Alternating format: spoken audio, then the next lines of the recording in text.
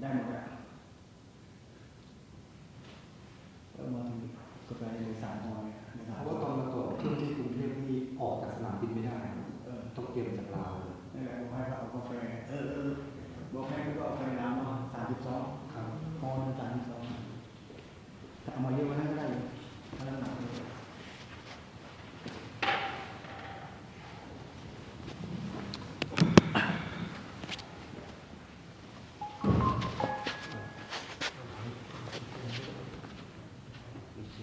ก็ลบเสียงข้างหนึ่ง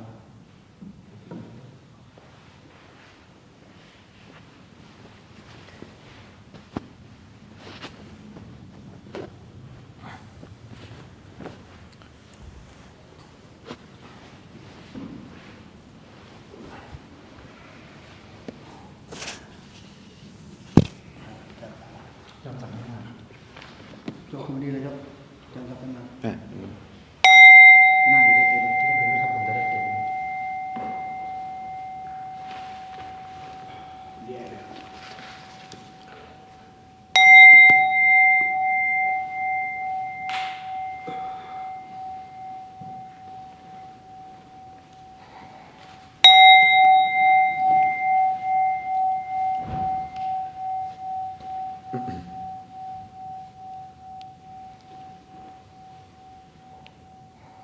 ขอเชิญทั้งหลายเปิดหนังสือสวดมนต์ไปที่หน้าธรรมวัดเช้า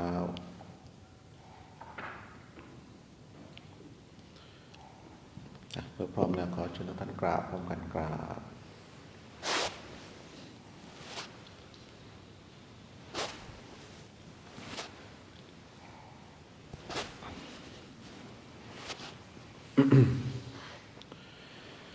โยโสภควาอะระหังสัมมาสัมพุทโธสวากขาโตเยนะภะคะวะตาธัมโมสุปฏิปันโนยัสสะภะคะวะโตสาวกสังโฆธัมมายังภะคะวันตังสะธัมมังสะสังฆังอิเมหิสาการะหิยะถารังอารมหิอภิปุชยามะสาธุโนพันเตภะคะวาสุจิราปรินิพพุโตปิปัจฉิมาชนะตานุกัมปะมา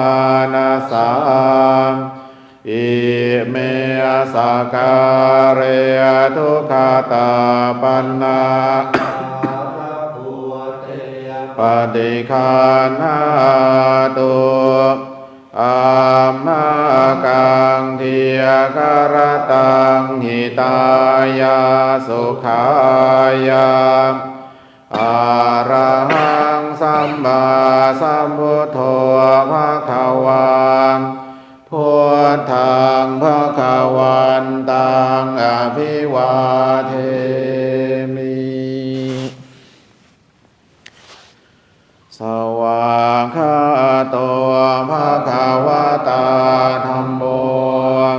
ธัมมังนัมมัสสามิสุปฏิปันโนภะคะวะโตสาวกสังโฆสังฆังนามามิหันธรรมยังพุทธัสสะภะคะวะโตปุพพภาคณมการังกโรมาเสนะโมตัสสะภะคะวะโตอะระหะโตสัมมาสัมพุทธัสสะนะโมตัสสะภะคะวะโตอะระหะโตสัมมาสัมพุทธัสสะนะโมตัสสะภะคะวะโตอะระหะโตสัมมา สัมพุทธัสสะหันธรรมยังพุทธาภิตุติงกโรมาเสโยโสตถาคโตอะระหังสัมมาสัมพุทโธวิชชาจารณะสัมปันโนสุขโตโลกวิทูอนุตตโรปุริสธรรมสารติสัทธาเทวมนุสานังพุทโธภควาโยอิมังโลกังสะเทวกังสะมารกังสะพรหมกังสะสัมมานะพรหมนิงปัจฉังสะเทวมนุ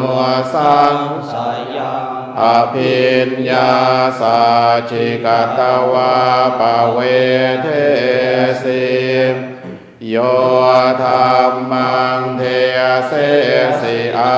ทิกัลยานังมัชเชกัลยานังปริโยสานกัลยานัง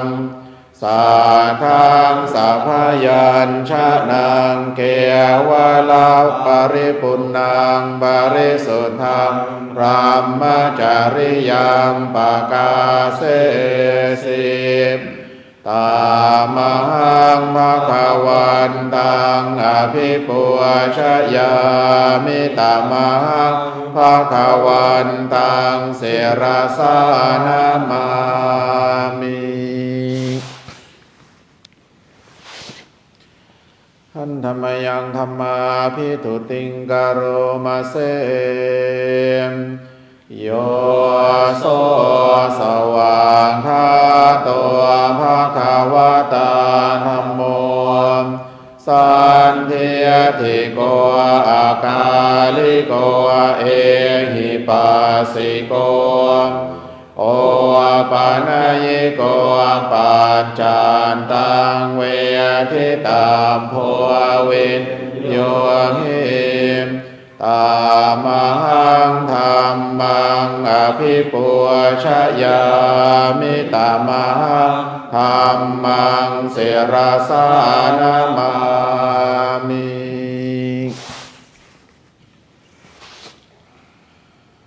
หันธรรมยังสังฆาภิตุติงกโรมาเสโยโสสุปฏิปันโนภควโตสาวกสังโฆอุชุปฏิปันโนภควโตสาวกสังโฆยายาปฏิปันโนภควโตสาวกสังโฆสามิติปฏิปันโนภควโตสาวกสังโฆ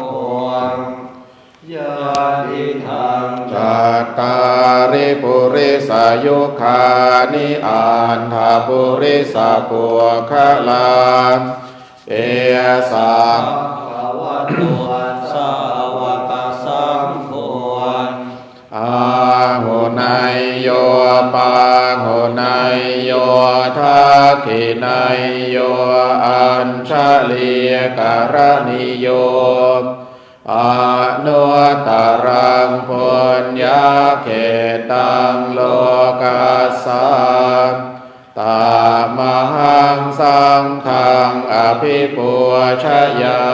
มิตามหังสังฆังเสรสานามา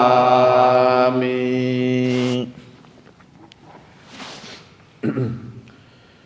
หันธรรมยังรัตนตยปนามคาทาโยเจวสังเวคาปริเคตานาปาทัญจาภานามเสพุทโธสุสุโธการุณามหันนาโวโยจันตสุธาภรยานะโลจโน โลกาสปะปัวปะกิเลสคาตะโกวันธามิพุทธังอหังมาทะเรนตังธัมโมปะเทียปัววิยตาสสะทุโนโยมาคาปากามตะเพทะเพนนโกโลกุตโรโยจะตถาทาทีปโนวันทามิธัมมังอหังมาทะเรนตังสังโฆสุเขตาพยติเขตาสัญญิโตโยเทียนทาสันโตสุขตานุโพธโกโลลาปะเฮโนอริโยสุเมทัสโสวันธามิสังฆังอหังมาทะเรนตังอิเตวะเมกันดาภิปุมชาไนยตังวัตถุตยังวันทยตาภิสังขตังปุญญังมายายังมะมะสาภุปาทวังมาโหนตุเวนตาสัพพาวะเสียทิยาเอธาตถาคโตโลเกอุปันโนอะระหังสัมมาสัมพุทโธธัมโมจะเทสิโตนิยานิโกอุปสามิโกปรินิพพานิโกสัมโพธคามิสุขตาปเวทิโตมายันตังธรรมสุตวะเอวังชานามาชาติปิทุกขาชาราปิทุกขามรณะปิทุกขังโสกปริเทวทุกขโทมนัสสุปายาสัพพิทุกขาอาปิเยหิสัมปโยโคทุโคปิเยหิเวปโยโคทุโคยัมปิชังนาลภติตัมปิทุกขังสังขิเตนะปัญจุปาทานาคันธาทุกขังไสยาทิธรรมรูปุปาทานาคันโทเวทนุปาทานาคันโทสัญโยปาทานาคันโทสังขารุปาทานาคันโทวิญญาณุปาทานาคันโทเยสังปริญญายาธารมาโนโสภควานเอวังพหุลังสาวเกวิเนติเอวังภาคาจะปนาสาภควโตสาวเกสุอนุสาสเนพหุลาปวัตตติรูปังอนิจจังเวทนาอนิจจังสัญญาอนิจจาสังขาราอนิจจาวิญญาณังอนิจจังรูปังอนัตตาเวทนาอนัตตาสัญญาอนัตตาสังขาราอนัตตาวิญญาณังอนัตตาสัพเพสังขาราอนิจจังสัพเพธัมมาอนัตตาติเตมะยังโอตินามหาชาติยาชรามรเนนะโสเกหิปริเทเวหิทุเกหิโทมานาเสหิอุปายาเสหิทุกขตินาทุกขปะเรตา อาเปวนานิมาสเกวลาสาทุกขาคันธาสันตกิริยาอัญญาเยทาติจิราปรินิพุตังปิตังภคะวันตังอุเทสะอรหันตังสัมมาสัมพุทธังสัทธาอาคารสมาอนาคาริยังปาภชิตังตาสมิงภควติพรหมจริยังจรามาภิกขุนังสิกขาสาชีวสมาปนา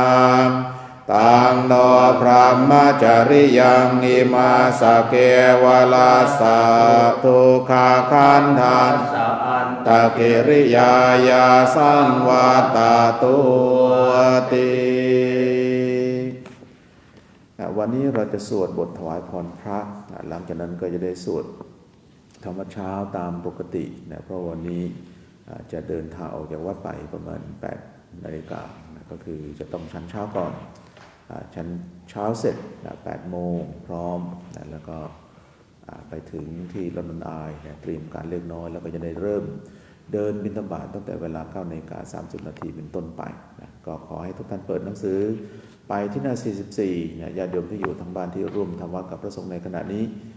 ใช้หนังสือสวดมนต์ฉบับวัดมาท่าก็ดีฉบับวัดพุทธประทีปก็ดีก็บทถวายพรพระจะอยู่ที่หน้า 44สวดไล่หลังแต่อิติปิโสจะจบถวายพรพระเราก็จะได้สวดบทต่างกันที่กับปัจเจเวกขณะหลังจากนั้นก็จะได้หันหน้าไปทักทายญาติโยมแล้วก็นั่งสมาธิเจริญจิตตภาวนาตามสมควรก่อนที่จะได้แผ่เมตตาหน้า 44 นะ นะโมตัสสะภะคะวะโตอะระหะโตสัมมาสัมพุทธัสสะนะโมตัสสะภะคะวะโตอะระหะโตสัมมาสัมพุทธัสสะนะโมตัสสะภะคะวะโตอะระหะโตสัมมาสัมพุทธัสสะพุทธังสรณังคัจฉามิธัมมังสรณังคัจฉามิสังฆังสรณังคัจฉามิทุติยมปิพุทธังสรณังคัจฉามิทุติยมปิธัมมังสรณังคัจฉามิทุติยมปิสังฆังสรณังคัจฉามิตติยมปิพุทธังสรณังคัจฉามิตติยมปิธัมมังสรณังคัจฉามิตติยมปิสังฆังสรณังคัจฉามิอิติปิโสภะคะวะอะระหังสัมมาสัมพุทโธวิชชาจารณะสัมปันโนสุขโตโลกวิทูอนุตตรปุริสธรรมสารถิสัทธาเทวมนุสานังพุทโธภะคะวะติสวากขาโตภะคะวะตาธัมโมสันทิฏฐิโกอากาลิโกเอหิปัสสิโกโอปานายิโกปัจจัตตังเวทิตามภัววินโยทิยติสุปฏิปันโนภะคะวะโตสาวกสังโฆปุชุปฏิปันโนภะคะวะโตสาวกสังโฆญาปฏิปันโนภะคะวะโตสาวกสังโฆสามีติปฏิปันโนภะคะวะโตสาวกสังโฆยะทิทางจัตตาริปุริสายุคานิอันทปุริสปุคะลังภะคะวะโตสาวกสังโฆอาหุนัยโยปาหุนัยโยทักขินัยโยอัญชลิยการณิโยอ อนุตตรังปุญญเขตังโลกาสาติภาหุงสังหาสัมภิเนียมพุทธันดังเครียเมฆารังอุทิตาโคราชเสนมารังธานาทิธรรมวิธินังมุนินโทตันเตยัญชสาภวตุเตชยมังคะลานิมาราติเรกรรมพิยุตภาราติงโครัมปนารวกรรมาขมาทานทายังขังคันเตียสุตวิธินาชิตวามุนินโทตันเตมชัสสะภวตุเตชยมังคะลานิอาราคิริงขชวรังอติมาตพัวตังวสุธารุนันดังเมตัมบุเสกวิธินาชิตวามุนินโทตันเตมภวตุเตชยมังคะลานิโอเคียนตาคาคมติหันทสุธารุนันภาวันติโยชนะปะทังคุลิมาละวันดังเอียเทียมคตมโนชิตวามุนินโทตันเตยัญชสาภวตุเตมชยมังคะลานิกัตตวานากาธมุทารังอิวคาภินิยังยะทัวทวัจนังชนกายมาเชสันเตนะโสมวิธินามุนินโทตันเตชะสาภวตุเตชยมังคะลานิจังวิหายมติสาจกวาทะเกตุงวาทางพิโรปิตามดังอติอันทพัวตังปัญญาปเทียปชลิโตชิตวามุนินโทตันเตชะสาภวตุเตชยมังคะลานินันโทปนันดาพุชคังวิพุทังมหิตปุณเตยนาเทระพุชเคนะธรรมาปยันเอียนทัวปเทสวิธินาชิตวามุนินโทตันเตมภวตุเตชยมังคะลานิทัวคาหาเทียติพุชเคนะสุธาทั้งหานทั้งพรามังวิโสติจุติเมธิภกาพิธานังญาณาคะเทียนาวิธินาชิตวามุนินโทตันเตมภวตุเตชยมังคะลานิเอนตาปิพวนทชยมังคะลาอันทคานภายโยวาจโนทินนาทินเนสารเตมตันเทหิตวานกาเวเวทานิจุปานทวาทิโมขังสุขังอธิคมัยยานโรสปัญโยมหาการุณิโกนาโทหิตายาสาภปานินางปุเรตวาปารมียปันโตสัมโพธิมุตตมังเอเตนะสาจวาเชนะโห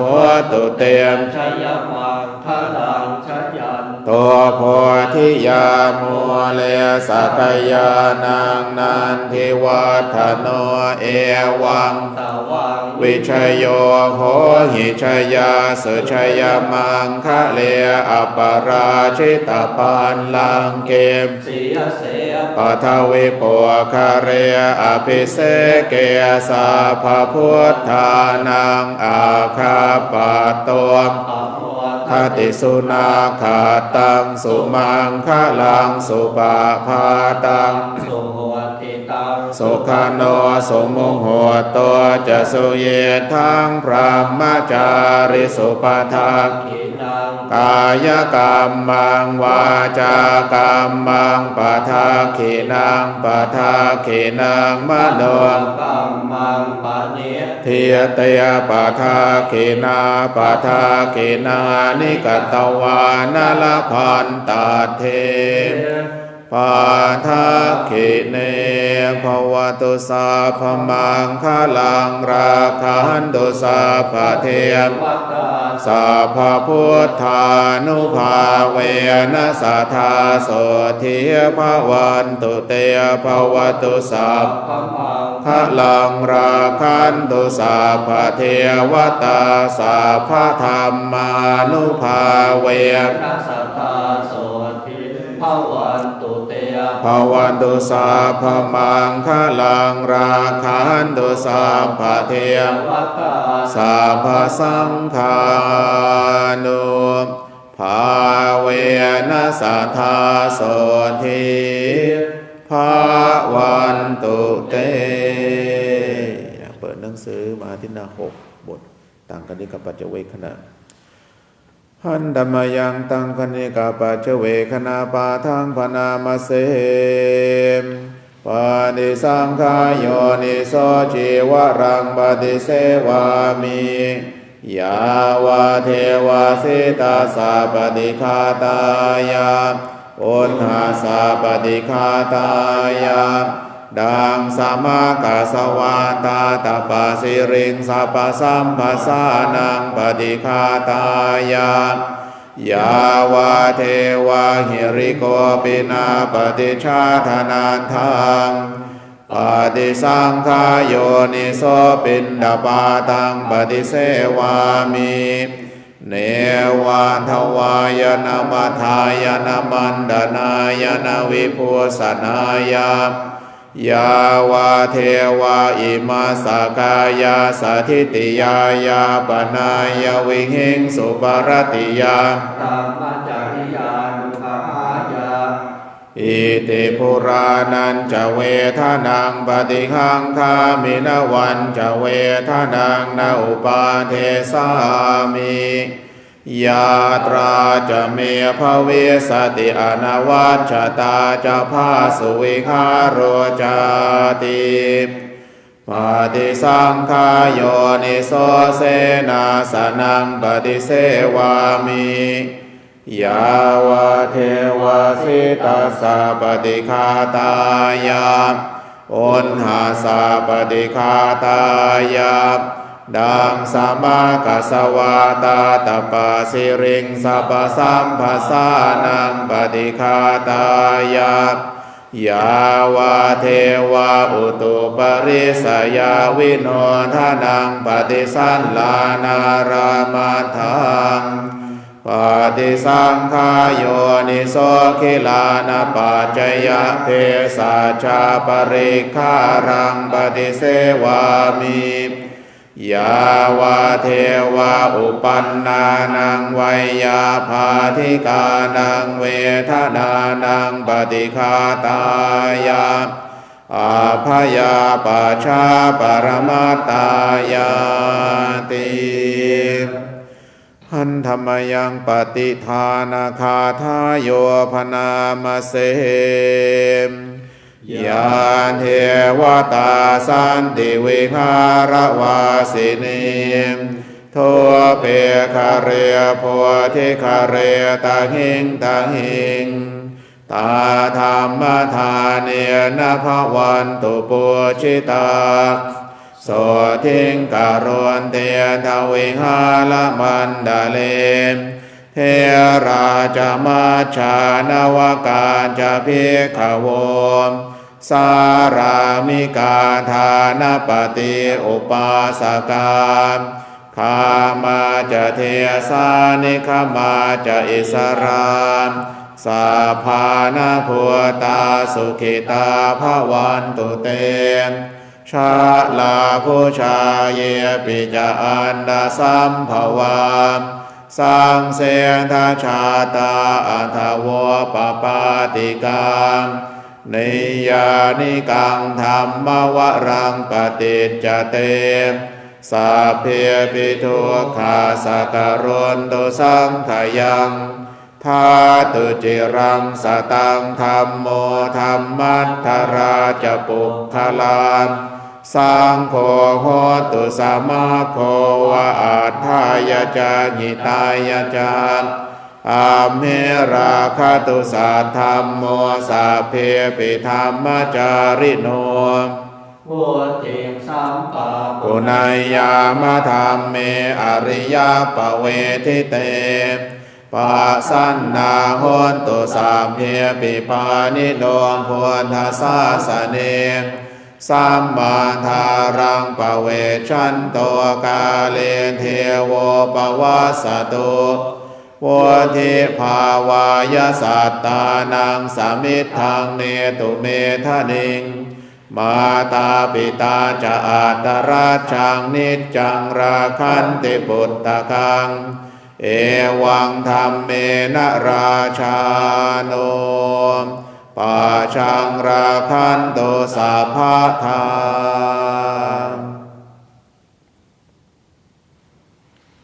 เดี๋ยวนิมนต์ท่านทักทายคุยญาติโยมนิดนึง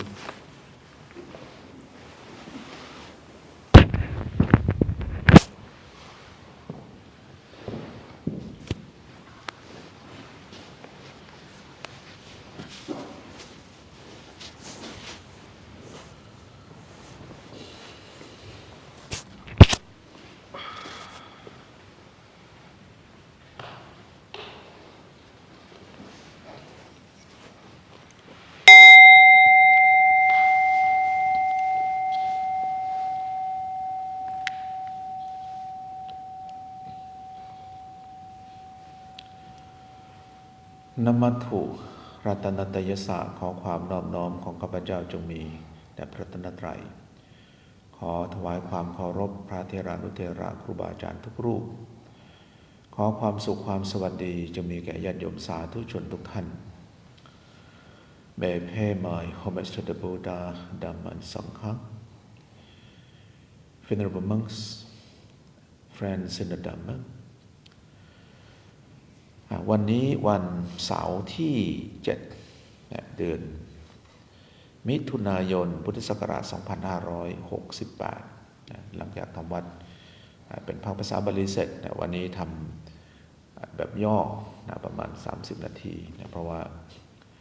จะได้ออกเดินทางจากวัดไปที่ในใจกลางกรุงลอนดอนเราก็จะไปเริ่มต้นที่บริเวณลอนดอนอายก็จะออกจากวัดประมาณ 8 โมงเช้าเบื้องต้นก็ขออนุโมทนาญาติโยมหลายท่านที่มาร่วมทำวัดเช้ากับพระสงฆ์ในวันนี้โยมประภาศรีแสงสิริโยมทองวงปลั่งวันวิสาอุดมฤทธิกุลวารันสิริโยมสุวดีสุจิตราก้องกังวันไพรโยมอามนัทธินีทาเบตโยมโอมสาธุก็คือเขาตั้งชื่อเฟซเขาว่าโอมสาธุแล้วก็จอห์นเงือนอันนี้น่าจะเป็นคนเวียดนามดันเคนเจฟฟรีย์โยมแจสแบดดิงตันกุลนิตบัวทองท่านปลัดสรวิทย์เป็นอาจารย์ที่มหาจุฬาปลัดสรวิทย์ดวงใจมิลานขันติทองจันจีน่าจะเป็นญาติโยมทางคิมบอมลี่โยมยุ่นพลชรกพลเจริญน่าจะเป็นพลเจริญออสการ์เจคอบอันนี้ก็เป็นรายนามท่านที่มารับชมการถ่ายทอดสด Facebook วัดในขณะนี้This morning we have a short version of chanting because at 8 o'clock we will leave for central London and because today we will have the alms round or Bintabat in Pali language. Bintabat or alms round is the Buddhist traditional way of monks' life. On daily basis,monks in Buddhist countries like Sri Lanka, Myanmar, Thailand, Cambodia or Laos, we go on alms round to collect food from the lay supporters. Here in London, and we started the alms round probably about 3, in fact about 7 years ago. At first we started at Hyde Park at Dana Fountain, and we informed our members to go and wait there. About 2 years ago, we introduced the arms round in Wimbledon and also in central London. And friends and supporters who would like to take part in this arms giving ceremony, they can go and wait somewhere near London Eye or even at Westminster Bridge, and where we can see the British iconic landscape, that is the Big Ben. And then we're gonna walk along Thames River until we reach the Battersea Park, where all the monks will eat their lunch there. So some members can go and wait in front of Peace Pagoda within the Battersea Park. And as we start from 9:30, and we normally arrive at the Battersea Park by 11. From London Eye to Battersea Park is quite a long walk. It normally takes about 1 hour and a half or up to 2 hours. It depends how fast you walk. วันนี้ก็จะได้มีบิณฑบาตนะก็ดูบรรยากาศนะก็อาจจะไม่ได้มีแดดมากนักแต่คาดว่าฝนคงตกไม่หนักญาติโยมที่จะไปนะก็เตรียมร่มเตรียมอะไรให้พร้อมนะก็คือไม่ว่าจะสถานการณ์ไหนนะเราก็ต้องยอมรับให้ได้นะบางวันเนี่ยก็คืออย่างตอนที่อยู่เมืองไทยฝนตกก็ต้องออกไปบิณฑบาตนะบางทีก็ไม่คิดว่าจะตกไม่ได้เตรียมร่มไปก็คือเดินออกไปแล้วเนี่ยฝนตกในขณะที่บิณฑบาตนั่นแหละนะก็บิณฑบาตทั้งที่ฝนตกนะตอนที่อยู่เมืองไทยถ้ารู้ว่าฝนจะตกล่วงหน้าแล้วก็เอาร่มไปหรือว่าตกตั้งแต่ก่อนออกก็เอาร่มไปแต่ในบางเหตุการณ์เดินออกไปแล้วฝนตกก็ทำยังไงได้นะญาติโยมก็ยังมีจิตศรัทธาออกมาใส่บาตรทั้งที่ฝนตกนะบางทีเนี่ยตอนเปิดบาตรเนี่ยเม็ดฝนตกลงไปในบาตรเลยนะก็เมื่อก่อนที่ต่างจังหวัดเขาจะนิยมใส่บาตรด้วยข้าวสุกแล้วก็มีกับข้าวใส่ถุงนะอันนั้นก็เป็นวิถีชีวิตของพระนะไม่ว่าฝนจะตกหรือว่าเหตุการณ์ยังไงถ้าไม่เล่นเร็วร้ายจนเกินไปก็พระสงฆ์บิณฑบาตตามปกติญาติโยมที่จะไปใส่บาตรในวันนี้มีจำนวนพระที่จะบิณฑบาตทั้งหมด6 รูปอีก2 รูปก็ทำหน้าที่อย่างอื่นนะรวมทั้งหมดเนี่ยก็8 รูปกันแล้วกันนะก็ไปนั่งฉันด้วยกันที่บัตเตอร์ซีพาร์คนะที่ตรงข้างๆ Peace Pagoda ที่บริเวณ Peace Pagoda นี่จะมีวัดญี่ปุ่นเล็กๆอยู่วัดหนึ่งนะเคยเจอพระญี่ปุ่นรูปนี้นะเมื่อหลายปีที่แล้วอย่างล่าสุดก็ไปเจอท่านที่วัดศรีลังกานะที่ชิสิกบุติสวิหารามท่านเคยให้เบอร์โทรติดต่อไว้แต่ว่ายังหาไม่เจอว่าจะโทรไปทักทายท่านนิดนึงบอกว่าวันนี้เราจะมีการบิณฑบาตนะก็คือถ้ามีเวลาก็อาจจะแวะไปเยี่ยมท่านเดี๋ยวจะลองหาเบอร์โทรอีกครั้งหนึ่งเมื่อวันโทรไปแล้วก็เบอร์โทรที่อยู่ในเว็บไซต์เนี่ยเป็นเบอร์โทรที่ไม่ถูกต้องนะเอาล่ะก่อนที่จะได้พูดในเรื่องอื่นๆต่อไปนะก็อยากจะแจ้งให้โยมทราบว่าวันนี้บิณฑบาตทั้งหมด6 รูปอีก2 รูปเนี่ยก็ทำหน้าที่อย่างอื่นญาติโยมที่อยากจะร่วมใส่บาตรก็สามารถไปรอตามจุดต่างๆไม่ว่าจะเป็นที่ลอนดอนอายตรงสะพานเวสต์มินสเตอร์บริเวณเลียบริมฝั่งน้ำแม่น้ำคงคาไม่ใช่แม่น้ำคงคาแม่น้ำเทมแม่น้ำเทมถือว่าเป็นแม่น้ำสายหลักในประเทศอังกฤษกรุงเทพเนี่ยก็คล้ายๆกับเมืองลอนดอนนี่แหละก็คือจะมีแม่น้ำผ่านตรงกลางเหมือนกับแม่น้ำเจ้าพระยาก็คือท่านใดที่สะดวกก็ขอเชิญไปร่วมทำบุญตักบาตรกันบางคนอาจจะสงสัยว่าระหว่างโอนปัจจัยมาเป็นค่าภัตตาหารกับการที่เราลงมือทำอาหารเองใส่บาตรเองอันไหนจะได้บุญมากกว่าจริงๆก็ได้บุญเหมือนกันแต่กำลังบุญเนี่ยก็จะต่างกันในแง่ไหนก็คือถ้าเราลุกขึ้นมาแต่เช้าตั้งใจว่าวันนี้เราจะทำอาหารสำหรับใส่บาตรนะเตรียมข้าวเตรียมของคือมันมีความพยายามมากกว่าในขณะที่มีความพยายามจิตใจเราเป็นบุญเป็นกุศล ราะฉะนั้นพลังบุญจึงจะมากกว่าการที่เราเนี่ยเอาแบบง่ายๆนะก็คือมันก็ได้บุญเหมือนกันนั่นแหละเพียงแต่ว่าระยะทางระยะเวลาในการที่จิตเนี่ยมันเป็นกุศลเนี่ยมันมากน้อยต่างกันในขณะที่เราทำอาหารไปเราก็นึกถึงสิ่งที่เราก็ทำใจของเราก็เป็นบุญนะแต่ถ้าเป็นการลักษณะว่าโอนเงินโอนมันก็จบในขณะนั้นนะก็ได้บุญเหมือนกันนะอันนี้หลายๆท่านเคยถามมานะเอาละวันนี้ญาติโยมท่านใดที่จะไปใส่บาตรนะก็ตามที่ได้แจ้งไปคือเริ่ม9:30 นาทีที่ลอนดอนอายแล้วก็จะเดินไปที่สะพานเวสต์มินสเตอร์แล้วก็เดินเลียบแม่น้ำเทมไปจนถึงบัตเตอร์ซีพาร์คนะก็จะไปรับบิณฑบาตตรงบริเวณด้านหน้าพีซปาโกดาในบัตเตอร์ซีพาร์คนะอันนี้กำหนดการในเรื่องบิณฑบาตวันนี้ส่วนกิจกรรมอย่างอื่นนะที่วัดพุทธประทีปนะในช่วงเดือนมิถุนายนนี้นะก็จะมีหลักๆ1นะก็คือบิณฑบาตวันนี้2สอบธรรมศึกษาวันที่15มิถุนายนซึ่งตรงกับวันอาทิตย์อยากจะขอเชิญชวนญาติโยมคนไทยนะที่สนใจใฝ่รู้ในเรื่องหลักคำสอนในทางพุทธศาสนานะมาสอบกันนะเมื่อวานอาตมาก็ส่งหนังสือธรรมศึกษาเป็นไฟล์ PDF เข้าไปในกลุ่มจิตอาสาญาติโยมท่านใดที่สนใจก็ลองไปอ่านดูนะเวลาท่านออกข้อสอบนะถ้าที่นำมาดูในประวัติการออกข้อสอบต่างประเทศเนี่ยท่านจะออกแบบง่ายๆนะง่ายก็ว่าง่ายเนี่ยก็คือถ้าคนอ่านหนังสือมันก็สอบได้แต่จะเป็นปัญหาอย่างหนึ่งก็คือว่าท่านไปเน้นความจำนะก็คือทั้ง7ข้อเนี่ยเป็นเรื่องความจำแทบทั้งหมดเลยเพราะฉะนั้นบางท่านที่แบบอ่านหนังสือแล้วจำไม่ได้เนี่ยก็จะเป็นปัญหานิดหนึ่งก็คือตอบมาเถอะนะตอบตามความเข้าใจของตนเองนะได้แค่ไหนก็แค่นั้นนะแต่ขอให้ตอบมานะอย่าไปส่งกระดาษเปล่านะก็คือตอนที่อยู่เมืองไทยเป็นอาจารย์ตรวจข้อสอบทางธรรมศึกษานักธรรมธรรมศึกษา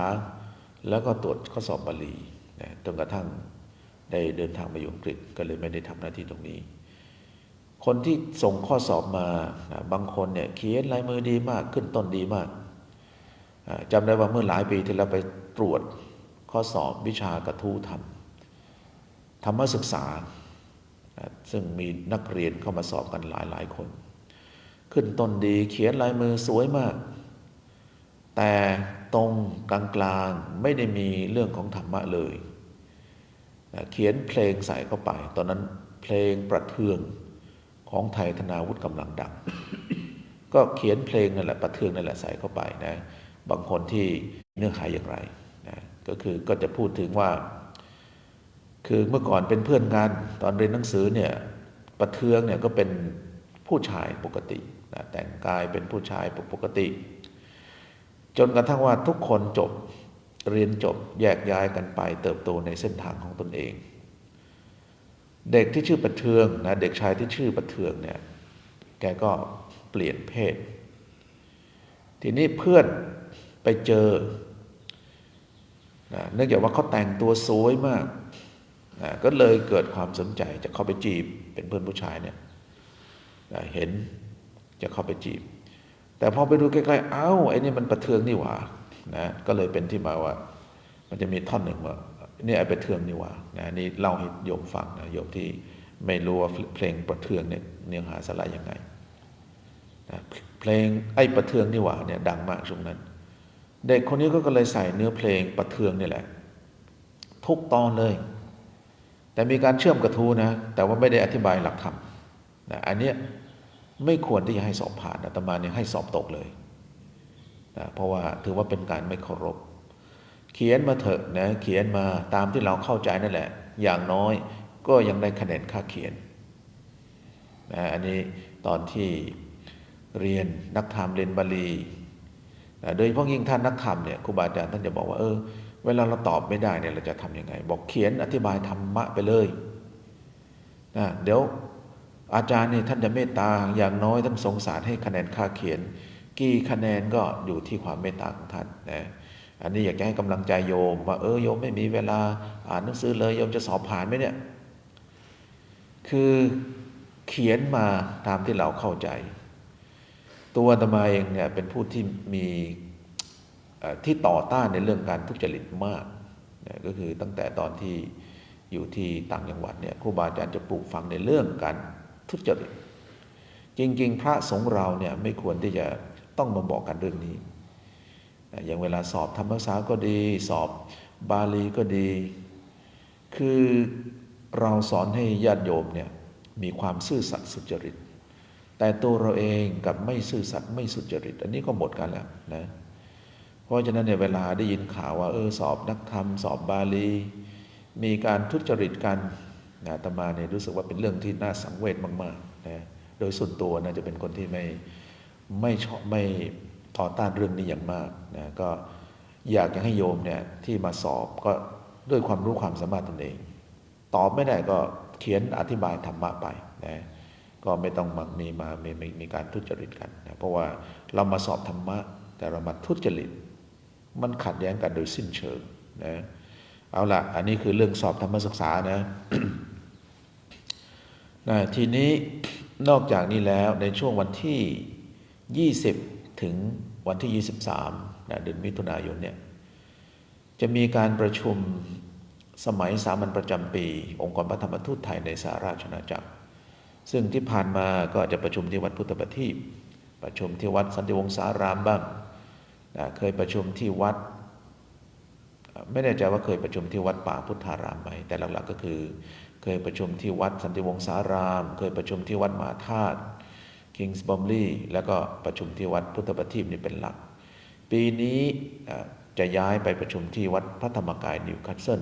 ซึ่งก็อยู่ทางเหนือทางโน่นใกล้ๆสกอตแลนด์ก็มีพระจากวัดพุทธประทีปหลายรูปต้องไปร่วมประชุมตามหน้าที่อาตมาก็ต้องเดินทางไปร่วมประชุมด้วยนะท่านอาจารย์เจ้าคุณพระราชวิทิตปัญญาคุณท่านมหานพลแล้วก็จะมีอีก1 หรือ 2รูปไปประชุมด้วยเพราะฉะนั้นในช่วงวันดังกล่าวเนี่ยก็อาจจะไม่มีพระเก่าๆอยู่ก็จะมีพระมาใหม่นะก็จะให้อยู่ดูแลวัดไปใช้เวลาหลายวันเหมือนกันก็คือเราต้องเริ่มเดินทางไปตั้งแต่อย่างน้อยก็ไปถึงที่โน่นวันศุกร์ที่20เพราะว่าเริ่มประชุมวันที่21 22 23ก็จะกลับมาเนี่ยก็อาจจะถึงเย็นแต่ถ้ากลับ23เพราะว่านิวคาสเซิลเนี่ยใช้เวลาเดินทางจากลอนดอนไปไม่ต่ำกว่า6 ชั่วโมงนะถ้าบวกพักโดยอะไรโดยก็อาจจะ7 ชั่วโมงได้ซ้ำไปนะอันนี้แจ้งให้โยมทราบระหว่างวันที่30ถึงวันที่30มิถุนายนถึงวันที่13กรกฎาคมนะที่วัดพุทธประทีปลานจอดรถนะเราจะให้ทางผู้ที่มาดูการแข่งขันวิมเบิลดันเทนนิสจอดนะเพราะนั้นจึงขอความร่วมมือญาติโยมว่าถ้าโยมมาทำบุญที่วัดนะมาไหว้พระที่วัดก็พยายามจอดรถที่หน้ากุฏินะส่วนลานจอดรถเนี่ยให้เลี่ยงแล้วจะมีป้ายนะบอกว่าโยมที่มาวัดนะให้จอดตรงหน้ากุฏิถ้าที่หน้ากุฏิเต็มนะก็มาจอดด้านหลังโบสถ์ฝั่งติดโบสถ์นะก็คือฝั่งที่ติด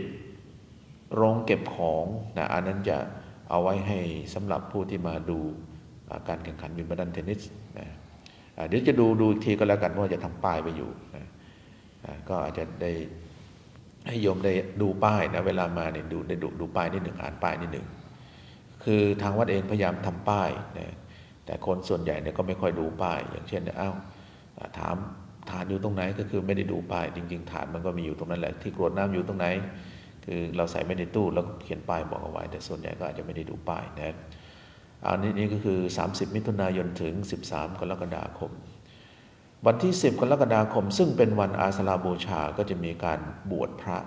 นะตอนนี้ก็รับสมัครหลายท่านแล้วนะอย่างน้อยก็ 2-3 ท่านแล้วก็วันที่12ถึง20กรกฎาคมมีการบวชศิลจารณีเพื่อปฏิบัติธรรมประจำปีนะเป็นการปฏิบัติธรรมที่เราจัดกันมาทุกปีนะก็เริ่มสมัครเข้ามาได้นะตอนนี้ Google Form ก็มีแล้วนะก็โยมที่สะดวกในการกรอกใบสมัครผ่าน Google Form นะก็สามารถกรอกผ่านมาได้ส่วนท่านไหนไม่ถนัดกรอกก็ขอให้แจ้งชื่อนามสกุลระบุวันที่ที่เรา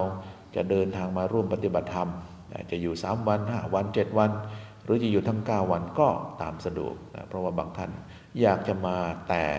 ไม่มีเวลาที่จะอยู่ได้นานขนาดนั้นนะก็เอาตามที่ตัวเองสะดวก แค่โยมมีจิตใจแค่อยากจะมาปฏิบัติธรรมเนี่ยก็เป็นบุญเป็นกุศลแล้วนะอันนี้ในเรื่องของการปฏิบัติธรรมประจำปีแล้วก็วันที่2 สิงหาคมญาติโยมท่านใดมีลูกหลานอยากจะให้มาบวชเป็นสามเณรระยะเวลา10 วันก็ขอให้แจ้งความประสงค์ได้มาที่ทางวัดแจ้งทางเฟซวัดก็ได้อินบ็อกซ์มาแจ้งว่าอยากจะบวชลูกนะลูกอายุเท่านี้ถ้าเป็นไปได้ก็อยากจะรับเด็กตั้งแต่อายุ10 ขวบขึ้นเป็นต้นไปบวชระยะสั้นประมาณ10 วันอันนี้ก็เป็น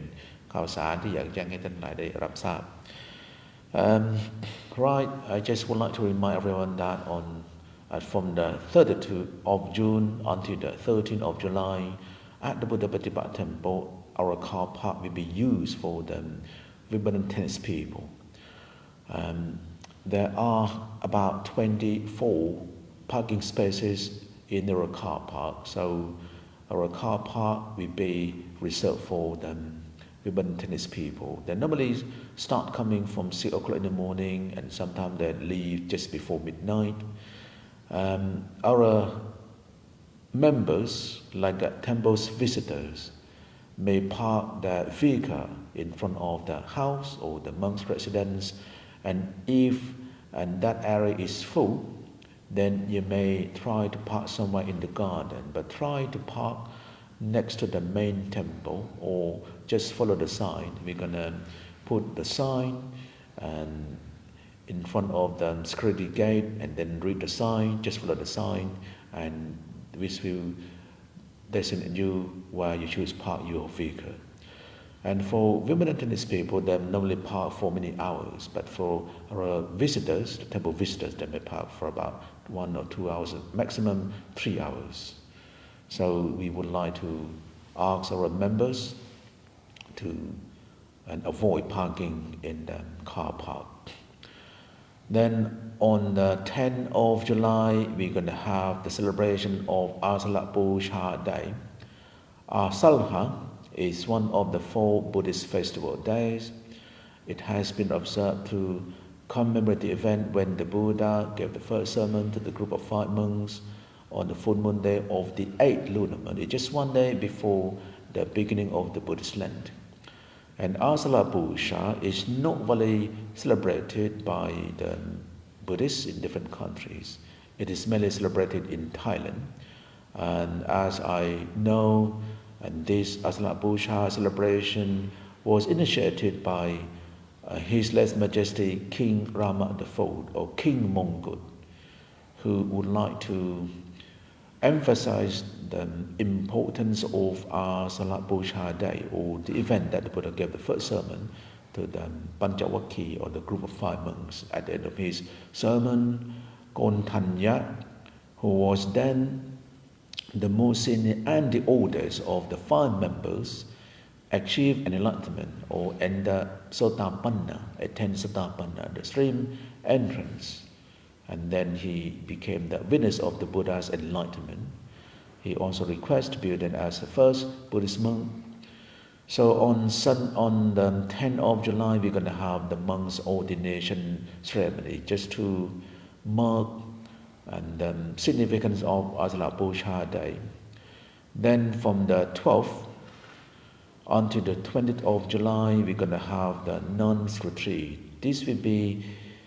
the residential retreat, and we welcome female members, both Thai and non-Thai. You can stay overnight at the temple, but if you can't stay for the whole retreat, it's okay to stay for 2-3 days or 5 days, and you can come for the first 3 days, or you can come for the last 3 days. And how to apply to join this retreat, and you may apply online by filling out Google form, or if you don't know how to do it, you simply contact the temple, giving your full name, your contact number, and also indicate how long you're going to stay for the retreat. Then on Saturday, the 2nd of August, we're going to have Samanera ordination ceremony, or novice monk's ordination. So anyone who would like to send their son, aged between 10 to 18 or even 19, to receive an ordination as novice monk and receive training for 10 days, please contact the temple. And we normally have between 2 up to 10 novice monks a year เอาหลังจากนี้ไปก็จะได้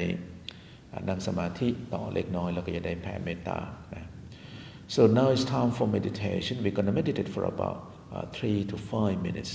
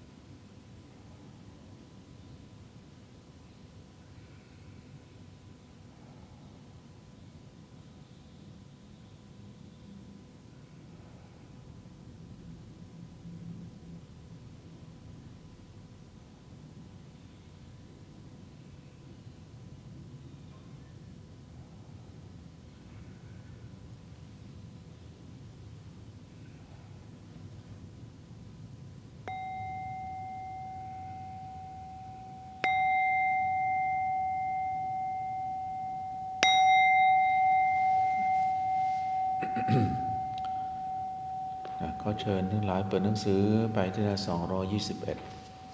จะได้แผ่เมตตาเป็นภาษาบาลีภาษาไทยแล้วก็จะได้แผ่เป็นภาษาอังกฤษ121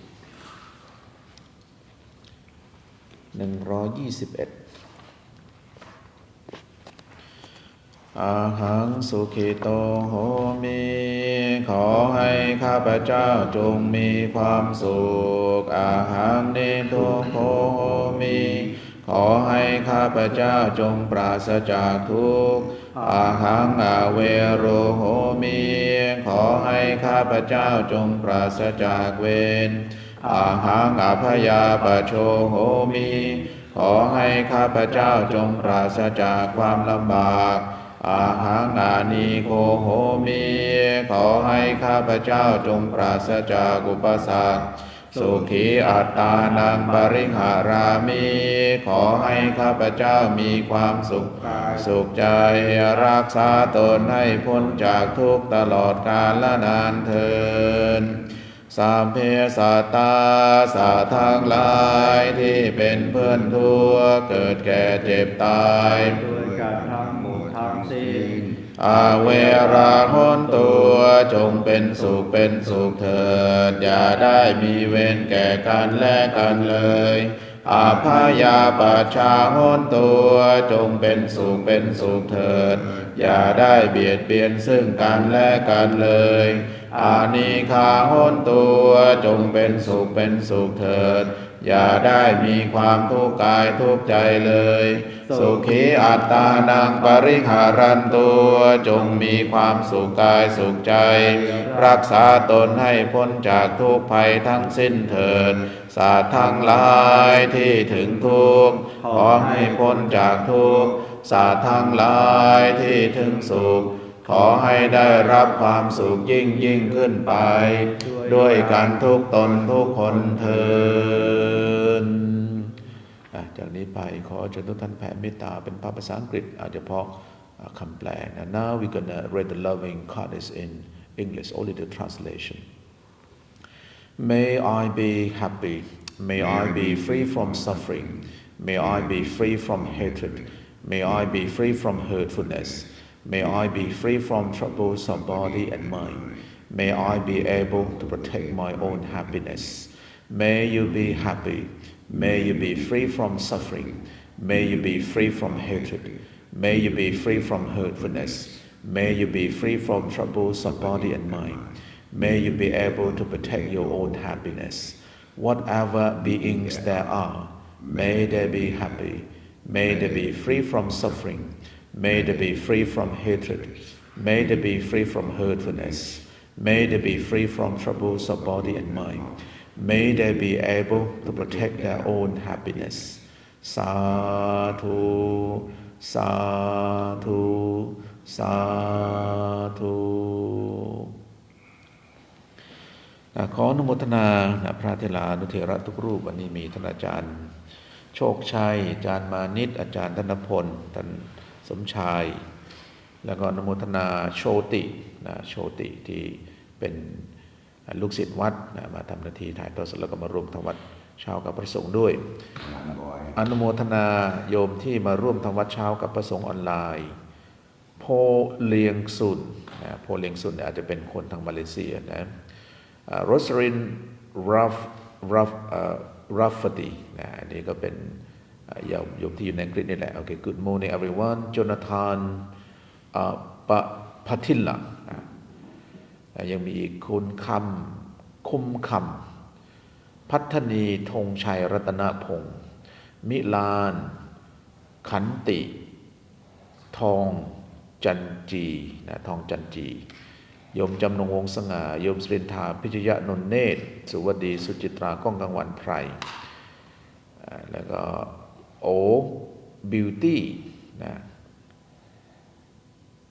ปราณีกุฎวิเทศสิริมาแม็กกิบบนอเล็กยูสี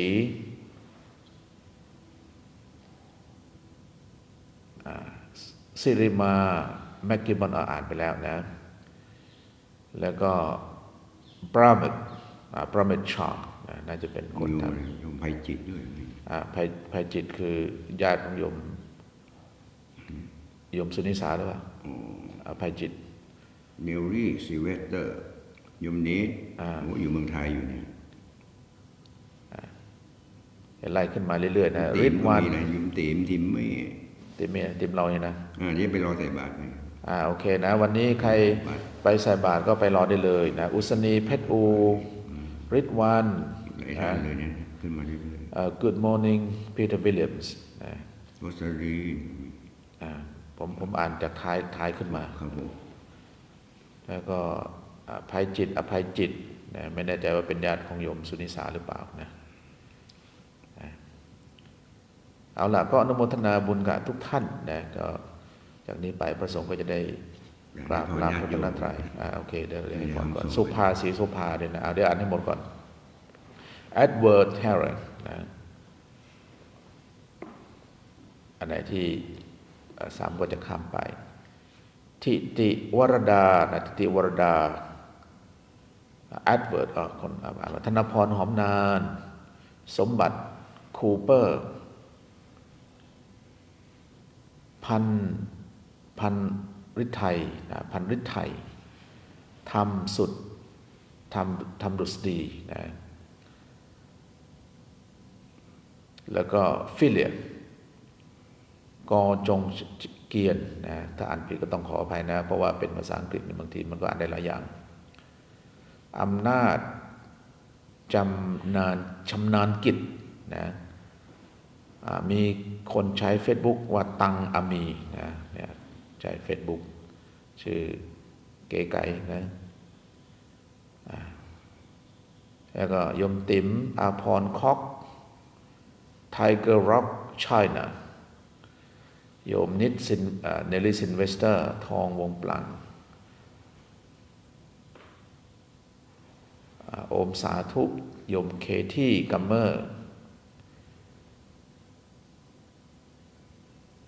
โยมสันเพชรก็ดูเลยไอ้พระจะลงมายังนะเตรียมอาหารอยู่ที่เหลือโยมปุ้มโอลิเวอร์นะปุ้มโอลิเวอร์ชยานินโอลิเวอร์ไม่แน่ใจว่ายังอยู่ที่นี่หรือว่าอยู่ที่เมืองไทยนะบางคนก็กลับเมืองไทยในช่วงนี้ก็มี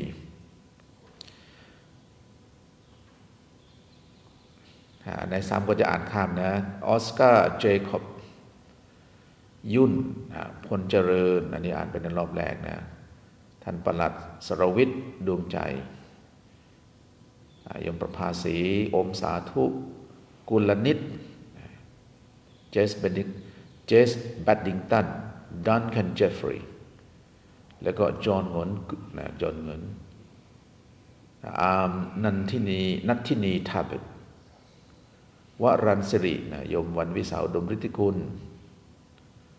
เอาละหลายท่านที่เข้ามาทีหลังก็อาจจะไม่ได้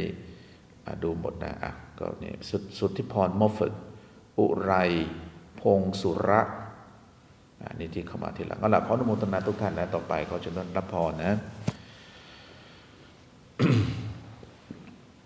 อิชิตังปฏิตังตุมหังคิปเมวะสมิจจตุสเพปุรินตุสังกปาจันโทปนรโสยะถามณิโชติ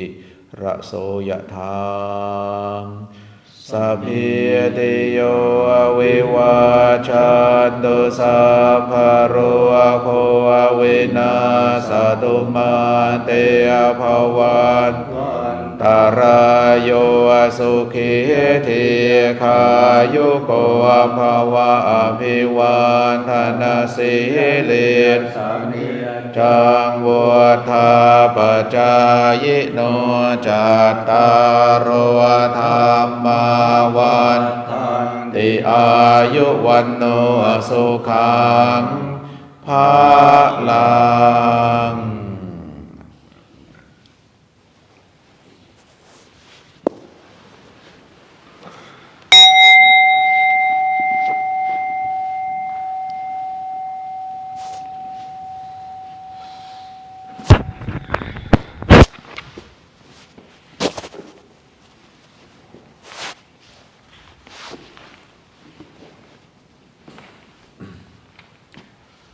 อะระหังสัม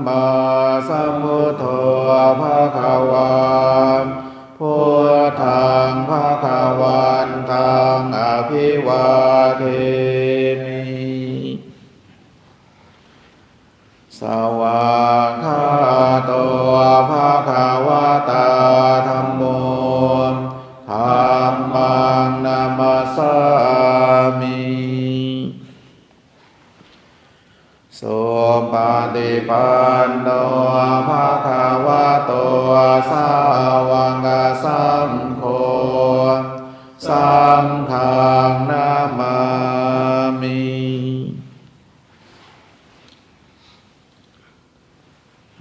ครับพระเถระอาจารย์มานิดนะ